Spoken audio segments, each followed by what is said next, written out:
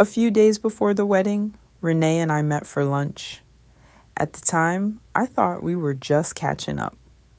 Looking back, I think we both knew something was ending.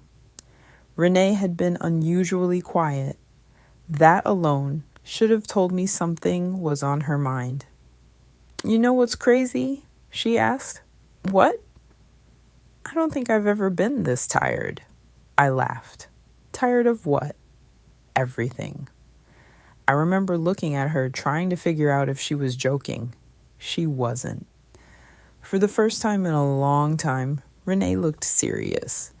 "Warren's been talking about Texas. Again?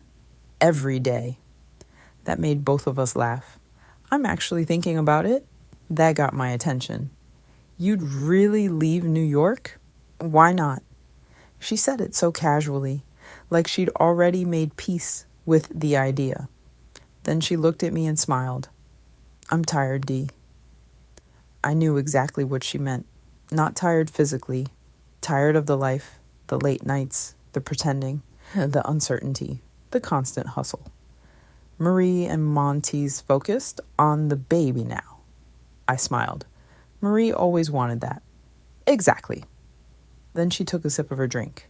"And Kita's done too." "Done?" "Yep." "Since when?" "She's been talking about leaving for months. I think she's finally serious." I sat there thinking about that.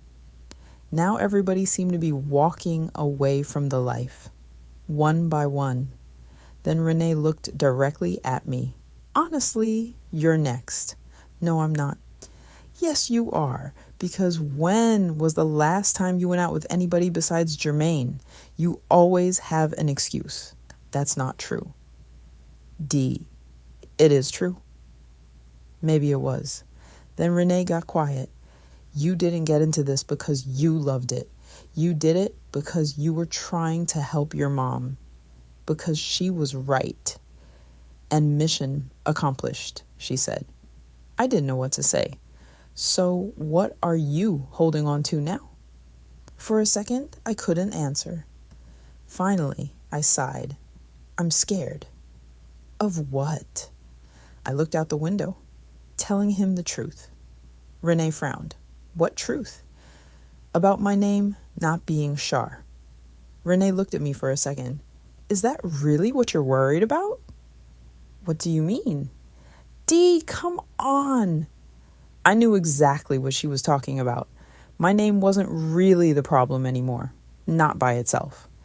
I stared down at my drink. "He's friends with Stone." Renee nodded. "I know." "And now I'm going to the wedding." "I know." I shook my head. I should have told him the truth a long time ago. Renee stayed quiet because there wasn't really anything she could say. The longer I waited, the worse it got.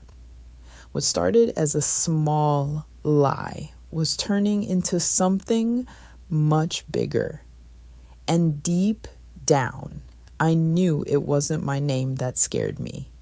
It was what might happen when all those worlds finally collided. By the time we crossed back into New York, the drive had finally caught up with us.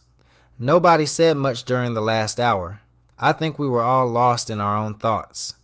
The wedding weekend had finally arrived, and as much as I wanted to be there for my mother, I wasn't ready to spend an entire weekend under the same roof as Stone. Too much had happened. Too much had never been said. So I booked us rooms at a hotel across town, close enough to be there when we needed to be, far enough to keep the peace. As we pulled under the hotel's front entrance, "Man, first thing I'm doing after I get settled is finding somewhere to eat," Vernon said. "I figured you'd say that." "Then we hitting club later. You know, for old time's sake." No matter what was going on, Vernon always found a reason to enjoy himself. Rico climbed out of the back seat, but he wasn't really paying attention to us. Ever since we left D.C., he'd been carrying that same look. Quiet, distracted, like something was weighing on him. I already knew what it was. His father. "You good?" I asked. He looked up and forced a smile. "Yeah, Just thinking. I nodded. You'll know when it's time. He didn't answer. Maybe because he wasn't sure there would ever be a right time. Inside the lobby, everything was chill. People checking in. Suitcases rolled across the marble floor. The front desk clerk handed each of us a room key. Looks like we're all on the same floor, Vernon said, slipping his key into his pocket. Works for me, I said. At least nobody has to walk far. We headed toward the elevators together. Looking back, none of us had any idea how much our lives were about to change. At that moment, it felt like we were just checking into another hotel. We couldn't have been more wrong. There was something different about this weekend. Maybe it was Stone finally getting married. Maybe it was because I finally felt like I had something to look forward to again. Or maybe it was because I knew I was going to see Char. I won't pretend I have her all figured out. Truth is, I don't. I know she's holding something back. Everybody carries secrets. I've got a few of my own. The difference is, for the first time in a long time, I wanted to stop running from mine. I checked into the hotel, dropped my bag on the bed, my phone buzzed. It was Char. I'm downstairs. I smiled without even realizing it. I'll be right there. Before leaving the room, I caught myself looking in the mirror. I laughed. You're too old to be nervous, but there I was anyway. I grabbed my room key and headed into the hallway. Funny how life works. Sometimes you're standing just a few feet away from a moment that's about to change everything, and you don't even know it. And at that moment, all I could think about was seeing Char. Everything else could wait.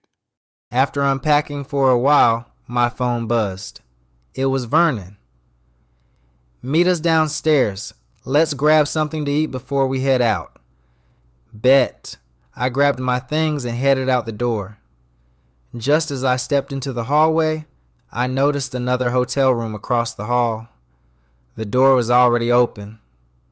A man stepped inside first.